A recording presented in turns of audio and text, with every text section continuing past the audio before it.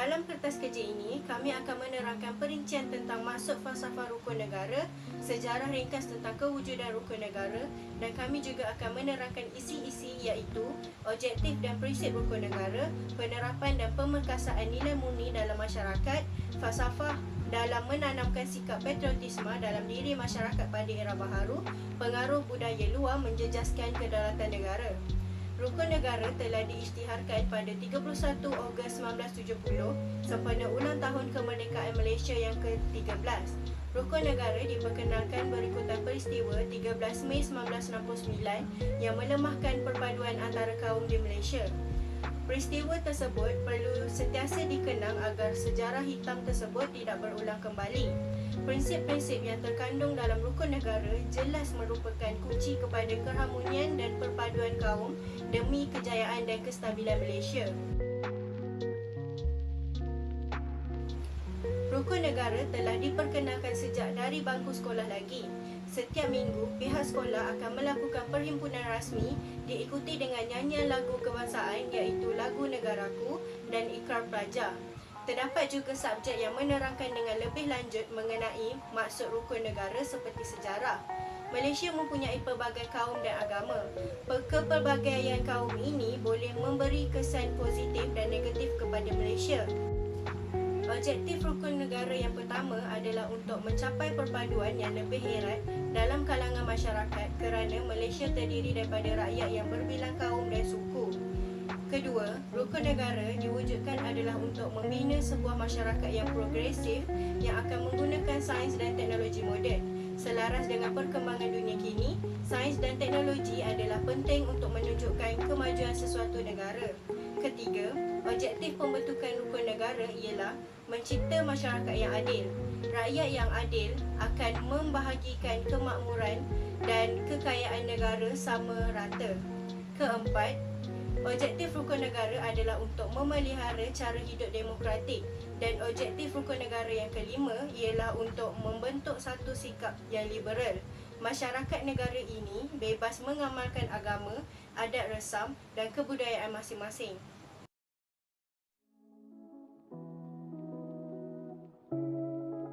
Prinsip rukun negara. Terdapat 5 prinsip rukun negara dan setiap prinsip itu membawa kepada makna yang tersendiri. Rukun negara yang pertama ialah kepercayaan kepada Tuhan. Prinsip ini menekankan bahawa agama adalah perkara yang penting untuk mendapatkan negara yang harmoni. Rukun negara yang kedua iaitu kesetiaan kepada raja dan negara. Prinsip ini menekankan supaya rakyat perlu mencintai dan melindungi negara. Rukun negara yang ketiga iaitu keluhuran perlembagaan menekankan rakyat perlu menerima, mematuhi dan mempertahankan keluhuran perlembagaan negara. Perlembagaan negara adalah sumber perundangan yang paling tinggi dan menjadi sumber rujukan bagi segala hal. Prinsip rukun negara yang keempat ialah kedaulatan undang-undang. Semua individu adalah sama taraf di sisi undang-undang. Tanpanya ada undang-undang, Malaysia akan menjadi huru-hara dan keadilan tidak dapat diperoleh. Prinsip rukun negara yang kelima ialah kesopanan dan kesusilaan. Sikap ini perlu dipupuk oleh semua rakyat Malaysia supaya peristiwa 13 Mei iaitu sejarah yang paling hitam yang pernah berlaku di Malaysia tidak akan berulang semula.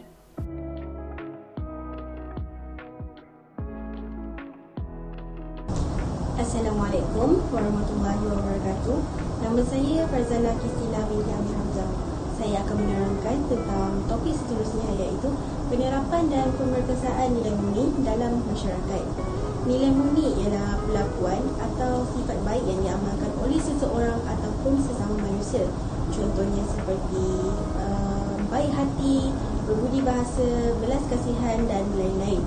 Masyarakat yang sentiasa mengamalkan nilai murni akan dipandang tinggi dan dihormati oleh orang lain. Ia telah menjadi salah satu tanggungjawab ibu bapa di rumah, tanggungjawab guru ketika berada di sekolah dan tanggungjawab masyarakat ketika berada di mana-mana sekalipun. Sikap berbuat baik sesama jiran juga merupakan salah satu contoh yang digalakkan di kalangan masyarakat. Bagi subtopik ini ialah melahirkan masyarakat yang memiliki budi pekerti yang mulia di mata dunia. Salah satu tujuan utama rukun negara juga adalah melahirkan masyarakat yang bermoral dan beretika. Oleh itu, dengan adanya rukun negara, penerapan dan pemerkasaan nilai murni dalam kalangan masyarakat pada masa kini dan pada masa akan datang dapat disampaikan dengan baik.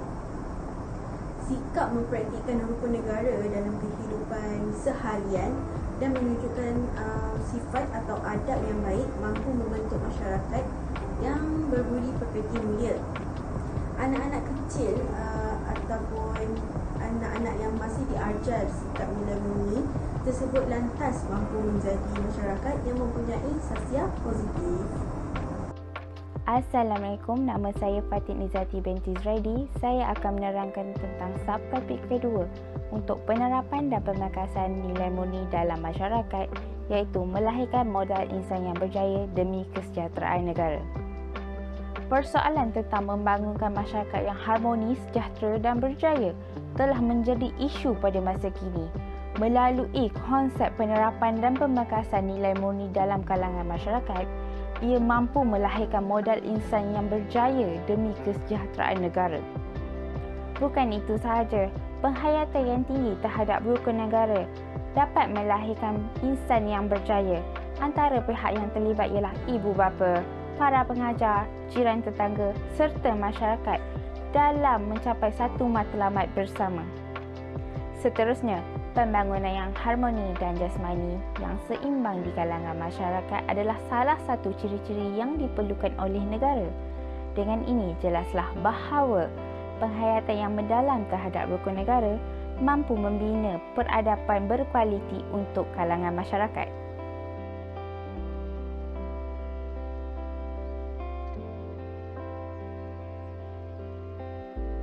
Hai, Assalamualaikum. Nama saya Nur Zikri dan saya akan menerangkan tentang falsafah dalam menenangkan sikap patriotisme dalam diri masyarakat pada era baru. Pembangunan modal insan adalah proses pembentukan manusia yang seimbang dan menyeluruh. Ia merangkumi aspek duniawi dan ukhrawi. Sebagai contoh, dari aspek fizikal, emosi, rohani, intelektual dan sosial. Menurut Rohani 2016, falsafah rukun negara berkait rapat dengan falsafah pendidikan. Proses pembangunan manusia untuk menanamkan semangat patriotisme dalam diri mereka memerlukan usaha yang berterusan dan juga konsisten.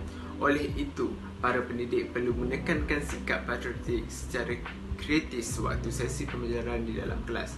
Melalui kaedah ini, para pelajar dapat terus berlatih dan memahami tentang betapa pentingnya semangat cinta akan negara ini sehingga mereka dewasa.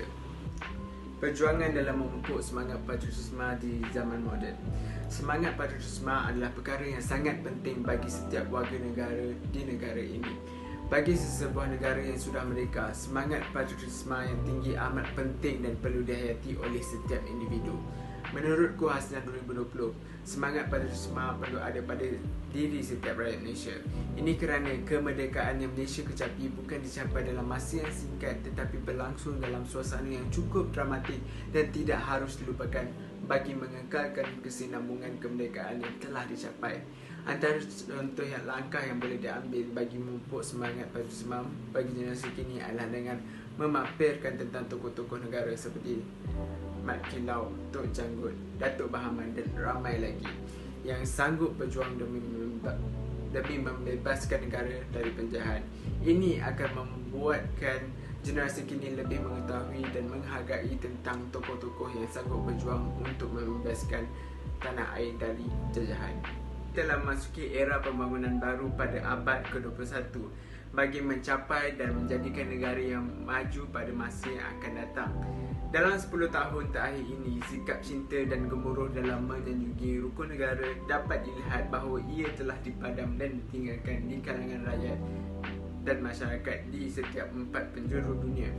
Justru itu, pengaruh negatif dari media dan alat komunikasi menjadi semakin ketara setelah penggunaan internet diperkenalkan pada dekad yang lalu. Di bawah inovasi baru yang canggih ini, ruang sosial sudah tidak mempunyai sempadan ataupun lebih dikenali sebagai borderless. Maklumat atau informasi memenuhi ruang tanpa kawalan dan pemantauan yang berkesan dapat menyebabkan segala maklumat palsu yang terdapat dalam internet boleh diakses dan dibaca. Ini merupakan antara halangan-halangan bagi generasi kini.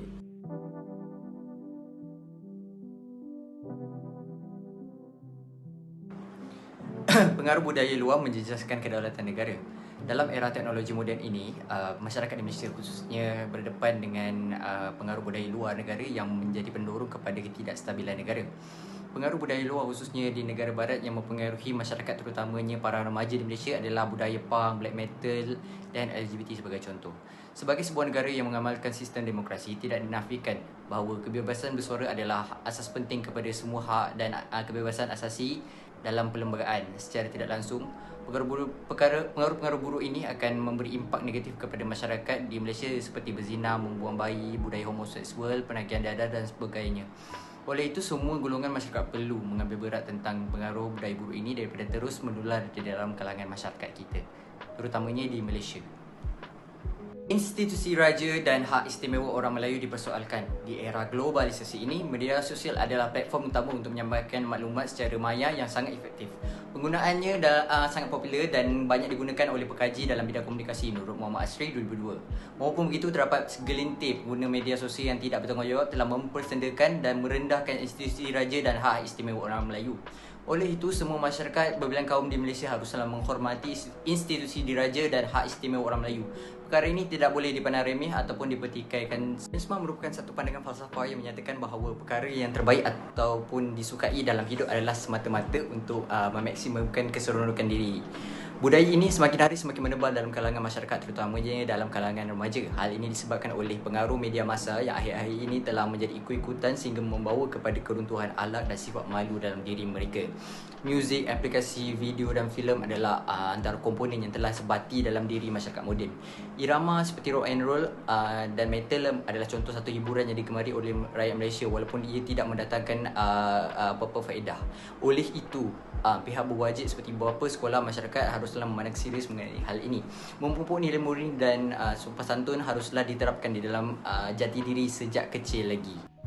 Kesimpulannya, Malaysia mampu menjadi sebuah negara bangsa yang sejahtera kerana rakyat Malaysia telah dididik sejak daripada muda tentang rukun negara melalui pendidikan serta media massa.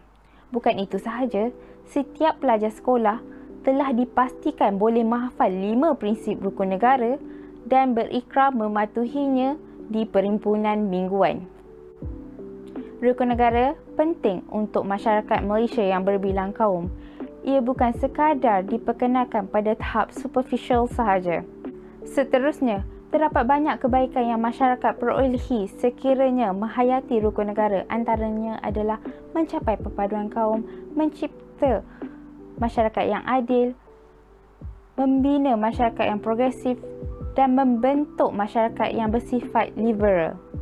Akhir sekali, rukun negara adalah satu falsafah dan ideologi negara yang menjadi dasar kesatuan, perpaduan bangsa dan pedoman kepada semua masyarakat, pelbagai kaum, bangsa dan agama di negara ini.